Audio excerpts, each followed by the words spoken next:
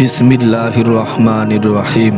আজকের আলোচনা হুনাইনের যুদ্ধ নিয়ে। অষ্টম হিজরির শাওয়াল মাসের 5 তারিখে এ যুদ্ধের সূত্রপাত হয়। ইসলামের প্রথম যুদ্ধ বদরের মতো এ অভিযানও মহান আল্লাহ রাব্বুল আলামিন ফেরেশতা দিয়ে মুসলিম বাহিনীকে অদৃশ্যভাবে সাহায্য করেন। হুনাইন বিজয়ের মাধ্যমে আরব বিশ্বে ইসলামের বিজয় প্রতিষ্ঠিত হয়। ইসলামের ইতিহাসে হুনাইন যুদ্ধের বিশেষ তাৎপর্য রয়েছে। এ যুদ্ধে বিজয় হওয়ার পর সমগ্র আরব ভূখণ্ড ইসলামের পতাকা তলে চলে আসে। এ বিষয়ে মহান আল্লাহ তাআলা বলেন, আমার পক্ষ থেকে রাসূল ও মুমিনদের প্রতি সান্ত্বনা নাজিল করেছিলাম এবং অবতীর্ণ করেছিলাম সেনাবাহিনী যাদের তোমরা দেখতে পাওনি, আর আমি শাস্তি প্রদান করব কাফেরদের এবং এটি হলো তাদের কর্মফল। মক্কা বিজয়ের পর হাওয়াজিন গোত্র মক্কা থেকে তায়েফ পর্যন্ত বিস্তৃত তার শাখা গোত্রগুলোকে মুসলমানদের বিরুদ্ধে একত্রিত করে। 4000 সৈন্যর পাশাপাশি সেনানায়ক মালিক বিন আউ পূর্ণ শক্তির সঙ্গে যুদ্ধের ময়দানে তাদের অটল রাখার জন্য কৌশল হিসেবে যুদ্ধক্ষেত্রে সবার পরিবার পরিজন ও নিজেদের সহায় সম্পত্তিও উপস্থিত রাখার বিষয়টি নিশ্চিত করেন। উদ্দেশ্য হলো কেউ যেন পরিবার পরিজন ও সহায় সম্পদের টানে রণক্ষেত্র ত্যাগ না করে। হুনাইন যুদ্ধে পরিবার পরিজন সহ তাদের মোট সংখ্যা ছিল 24 থেকে 28,000।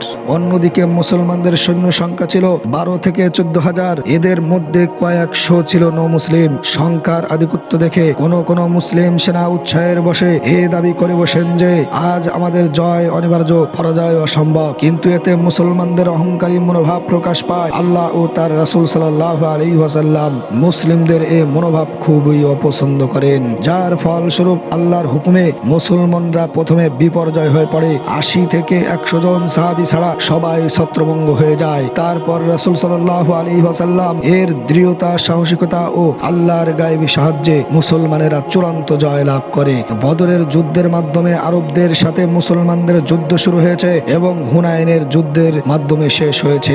এই উভয় যুদ্ধই ফেরেশতাগণ মুসলমানদের পক্ষে শারীরিক যুদ্ধ করেছেন। উভয়টিতেই রাসূল সাল্লাল্লাহু আলাইহি ওয়াসাল্লাম শত্রুদেরকে লক্ষ্য করে কঙ্কর নিক্ষেপ করেছেন, আর উভয় যুদ্ধেই আরবরা হিংসার আগুনে নির্বাপিত হয়েছে। বদরের যুদ্ধে পরাজয়ের পর তাদের অন্তরে ভয় ঢুকে পড়েছিল এবং তাদের তেজ কমে গিয়েছিল, আর হুনাইন যুদ্ধ তাদের শক্তিকে খর্ব করে দিয়েছে। মক্কা থেকে তায়েফের পথে হুনাইন উপত্যকায় 630 খ্রিস্টাব্দের লড়াইকৃত একটি যুদ্ধ। মুসলিমদের মক্কা থেকে তায়েফের পথে মুসলিমদের বিজয়ের মাধ্যমে যুদ্ধটি সমাপ্তি হয়। এ যুদ্ধে অসংখ্য গনিমতের মাল মুসলিম বাহিনী হস্তগত করে। এই হুনাইন হচ্ছে মক্কা ও তায়েফের মধ্যবর্তী একটি উপত্যকা। এখানেই এই ঐতিহাসিক যুদ্ধ সংঘটিত হয়। মুসলমানেরা এ যুদ্ধে অংশগ্রহণ করতে সামনে আসা মাত্রই দুশমনেরা আশপাশের পাহাড় থেকে এলোমেলো ভাবে তীর নিক্ষেপ করতে শুরু করে। অথচ মুসলিম বাহিনীরা এ পরিস্থিতির জন্য মোটেও প্রস্তুত ছিল না। এর ফলে সৈন্য দলে বিশৃঙ্খলা দেখা দিল এবং কিছুক্ষণের মধ্যে তারা ময়দান ত্যাগ করে। অনেক বেদুইন গোত্র ময়দান থেকে পালিয়ে যায়। এদের মধ্যে সবেমাত্র ঈমান এনেছে এবং পূর্ণ প্রশিক্ষণ পায়নি এমন অনেক মুসলিমও ছিল। এই বিশৃঙ্খল পরিস্থিতিতে হযরতে মুহাম্মদ রাসূলুল্লাহ সাল্লাল্লাহু আলাইহি ওয়াসাল্লাম অত্যন্ত দৃঢ়তা ও প্রশান্ত চিত্তে যুদ্ধক্ষেত্রে দাঁড়িয়ে রইলেন এবং দুশমনদের মোকাবেলা করা ও ময়দান থেকে পৃষ্ঠ প্রদর্শন না করার জন্য মুসলমানদের প্রতি আহ্বান জানাতে লাগলেন। আল্লাহ রাসূল সাল্লাল্লাহু আলাইহি ওয়াসাল্লাম এবং তার চারপাশে বহু সাহাবী অপূর্ব ধৈর্য দৃঢ়তা দেখে মুসলিম সৈন্যরা পুনরায় ময়দানে আসতে শুরু করে। নবরত উৎসাহ উদ্দীপনার সাথে দুশমনদের উপর ঝাঁপিয়ে পড়ে। শুরু হয় তুমুল যুদ্ধ।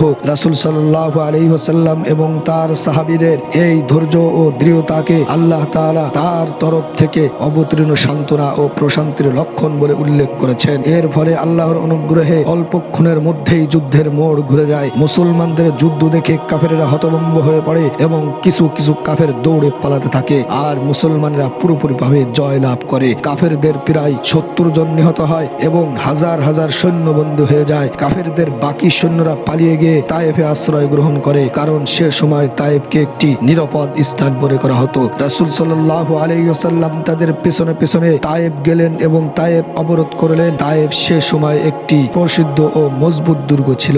এর ভিতরে কাফেররা আশ্রয় গ্রহণ করেছিল। এই অবরোধ প্রায় 20 দিন অব্যাহত থাকে। অতঃপর রাসূল সাল্লাল্লাহু আলাইহি ওয়াসাল্লাম যখন বুঝতে পারলেন যে দুশমনদের মেরুদণ্ড ভেঙে পড়ছে আর তারা মাথা উঁচু করে দাঁড়ানোর কোনো আশঙ্কাই নেই, তখন তিনি অবরোধ তুলে নিলেন এবং তাদের জন্য দোয়া করলেন, হে আল্লাহ, সাকিফ গোত্রকে সুপথ প্রদর্শন করো এবং তাদেরকে আমার কাছে হাজির হবার তৌফিক দাও। হুনাইনের যুদ্ধে মুসলিমদের জন্য অনেক শিক্ষণীয় বিষয় রয়েছে যা মুসলিম উম্মাহের জন্য খুবই জরুরি। তা হলো মুসলমানদের কোনো অবস্থাতেই শক্তি, সামর্থ্য ও সংখ্যাধিক্যের উপর গর্ব করা ঠিক নয়। সম্পূর্ণ নিঃস্ব অবস্থায় যেমন তাদের দৃষ্টি আল্লাহর সাহায্যের প্রতি নিবদ্ধ থাকবে, ঠিক সব শক্তি সামর্থ্য থাকা অবস্থায়ও আল্লাহর উপর ভরসা রাখতে হবে। যুদ্ধের শেষ লগ্নে কাফেরেরা দুর্গ আশ্রয় নিয়েছিল, মুসলমানদের প্রতি বাণ নিক্ষেপ করেছিল, আর রাসূল সাল্লাল্লাহু আলাইহি ওয়াসাল্লাম তাদের জন্য বরদোয়া না করে হিদায়াতের জন্য দোয়া করেছিলেন। এতে এই শিক্ষা রয়েছে যে ইসলামের যুদ্ধ বিদ্রোহের উদ্দেশ্য